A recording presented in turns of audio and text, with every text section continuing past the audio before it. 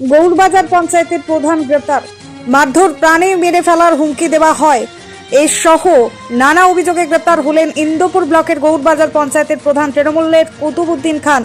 বুধবার বিকেলে পুলিশ গৌড়বাজার থেকে তাকে গ্রেপ্তার করে। কুতুবুদ্দিন তৃণমূলের ওই অঞ্চলের প্রাক্তন সভাপতিও, তার ছেলে রেজাউল ইন্দোপুর ব্লক তৃণমূলের সদ্য প্রাক্তন সভাপতি।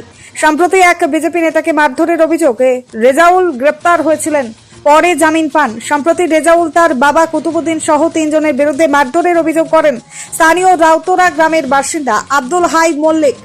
সেই অভিযোগে গ্রেপ্তার হন কুতুবুদ্দিন। যদিও তৃণমূলের তরফে সম্পূর্ণ মিথ্যা অভিযোগ বলেই দাবি করা হয়েছে। আজ বৃহস্পতিবার ধৃতকে খাতড়া আদালতে তোলা হবে। বাঁকুড়ার ইন্দোপুর থেকে Mohammad Shahjahan Ansari report, son of Bengal, বাংলার খবর।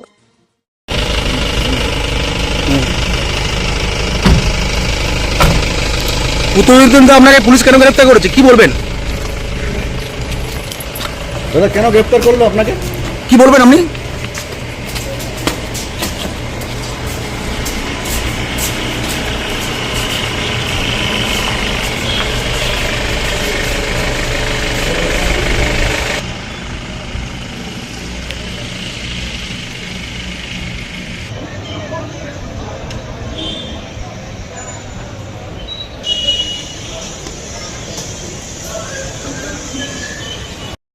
নমস্কার, আপনারা দেখছেন সন অফ বেঙ্গল, বাংলার খবর।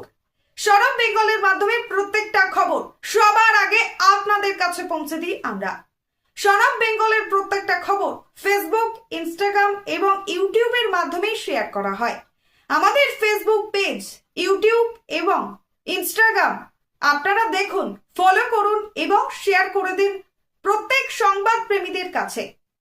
আমাদের ফেসবুক পেজে যান, সেখানে গেলে দেখতে পাবেন রাজনীতি, খেলার খবর এবং বিনোদন জগতের সমস্ত আপডেট সহ লোকাল খবরের খুঁটিনাটি উপলব্ধ। তাই সঙ্গে থাকুন, দেখতে থাকুন সন অফ বেঙ্গল, বাংলার খবর।